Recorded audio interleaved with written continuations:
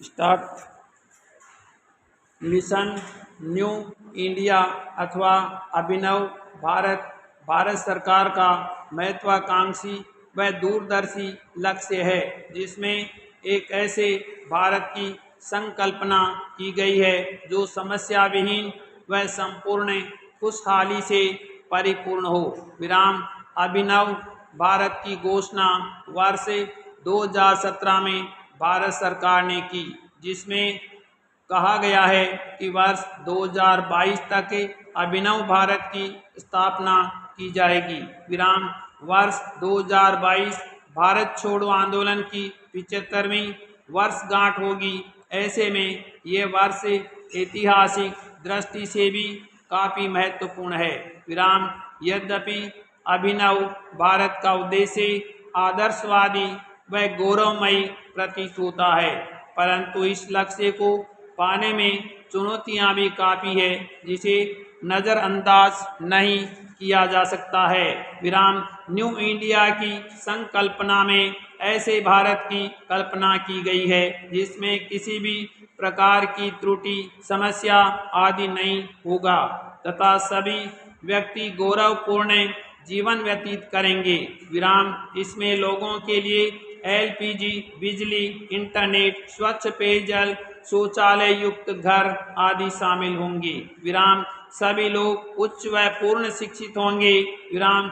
आधुनिक आधारभूत संरचना का नेटवर्क हमारे यहाँ होगा। विराम। साथ ही हमारा समाज गरीबी, बेरोजगारी व भ्रष्टाचार से मुक्त होगा व उत्तम स्वास्थ्य सेवा उपलब्ध होगी। विराम।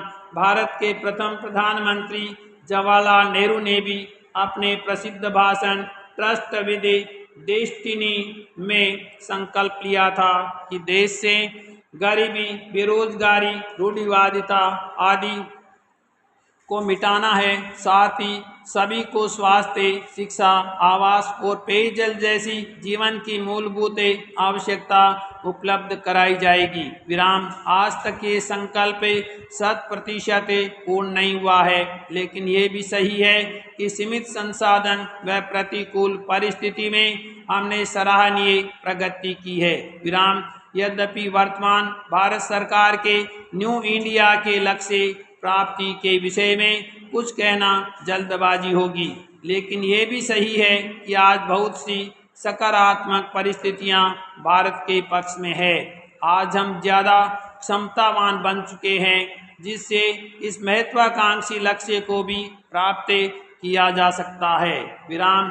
न्यू इंडिया को मूर्त रूप देने के लिए विकास दर काफ़ी ऊंची करनी होगी और उसके लिए अर्थव्यवस्था की विस्तार करना होगा, लेकिन वर्तमान में एक बहुत बड़ी चुनौती है, क्योंकि वर्ष 2008-9 की वैश्विक आर्थिक मंदी के बाद से ही विश्व में संरक्षणवाद की प्रवृत्ति बढ़ती जा रही है। विराम। इस संदर्भ में ब्रेग्जिट के माध्यम से ब्रिटेन का यूरोपीय संघ से अलग होना तथा अमेरिकी राष्ट्रपति डोनाल्ड ट्रंप की नीतियों का उदाहरण दिया जा सकता है। विराम। इसके साथ ही अमेरिका चीन में उत्पन्न ट्रेड वार तथा भारतीय अर्थव्यवस्था की प्रतिकूल स्थिति प्रमुख है। विराम। हमने आज तक समावेशी विकास को प्राप्त नहीं किया है। विराम। आज भी भारत के 10% लोगों के पास 90% संपत्ति है, जो घोर असमानता का प्रतीक है। विराम।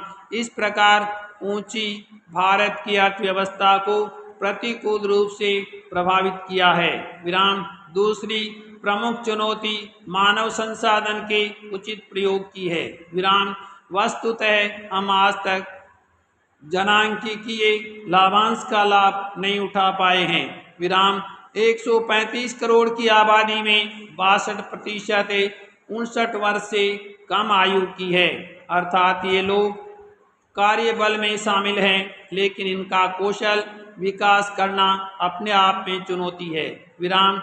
वस्तुस्थिति यह है कि कार्यबल 50% लोग कृषि क्षेत्र में प्रच्छन्न बेरोजगारी के रूप में अपनी ऊर्जा नष्ट कर रहे हैं। विराम डिग्री धारक युवा चतुर्थ वर्ग की नौकरी तक के लिए परेशान हैं। विराम सभी लोगों को रोजगार देना एक चुनौतीपूर्ण कार्य है। विराम अतः न्यू इंडिया को मूर्त रूप देना बहुत ही कठिन प्रतीत होता है।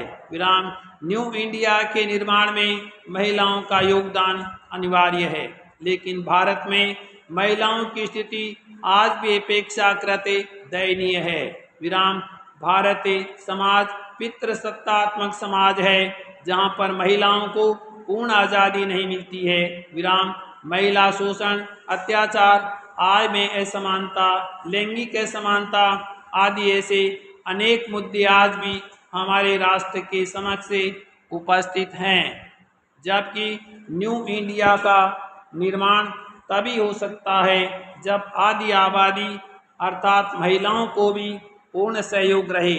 विराम न्यू इंडिया की संकल्पना में जहाँ एक तरफ पर्यावरण हितैषी व प्रदूषण मुक्त शहरों की कल्पना की गई है, वहीं नीति आयोग ने अपने न्यू इंडिया विजन में प्रत्येक व्यक्ति के पास 2 पहिया 4 पहिया वाहन की बात कही है, जो कि पर्यावरण प्रदूषण के लिए महत्वपूर्ण कारण है।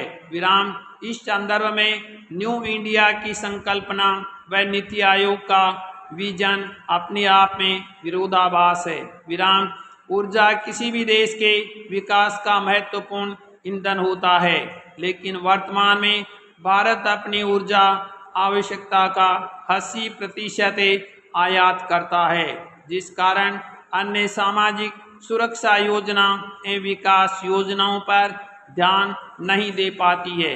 विराम इस प्रकार ऊर्जा में आत्मनिर्भरता प्राप्त करना एक प्रमुख चुनौती है। विराम न्यू इंडिया के निर्माण में गिरता लिंगानुपात, उच्च शिशु व मृत्यु दर, निम्न गुणवत्ता की शिक्षा व निम्न स्तर की स्वास्थ्य सुविधाएं इत्यादि बाधक हैं। विराम इसके अतिरिक्त कोरोना वायरस महामारी के प्रकोप से पूरी दुनिया परेशान है। इसने वैश्विक अर्थव्यवस्था को भारी नुकसान पहुंचाया है। विराम देश की आर्थिक विकास दर लगभग नकारात्मक तक पहुंच गई है तथा बेरोजगारी भयंकर रूप से बढ़ गई है। विराम न्यू इंडिया की संकल्पना को मूर्त रूप देने में अलगाववाद, उग्रवाद, आतंकवाद, नक्सलवाद, सांप्रदायिकता, गांव लिंचिंग, क्षेत्रीय असमानता, किसानों की आत्महत्या इत्यादि अनगिनत ऐसी समस्याएं हैं जो बाधा उत्पन्न करती है। विराम इसके बावजूद भारत में कई संभावनाएं मौजूद हैं। विराम चुनौतियों के साथ संभावनाएं भी मौजूद होती हैं। विराम आज भारत की स्थिति काफ़ी बदल चुकी है। विराम हम प्रतिकूल परिस्थिति में सीमित संसाधन रहते हुए विकास के मार्ग पर निरंतर बढ़ रहे हैं और आज विश्व के प्रमुख राष्ट्रों की श्रेणी में शामिल हैं। विराम आज हमारे साथ काफ़ी सकारात्मक परिस्थितियां हैं, जिससे न्यू इंडिया की संकल्पना को मूर्त रूप दिया जा सकता है।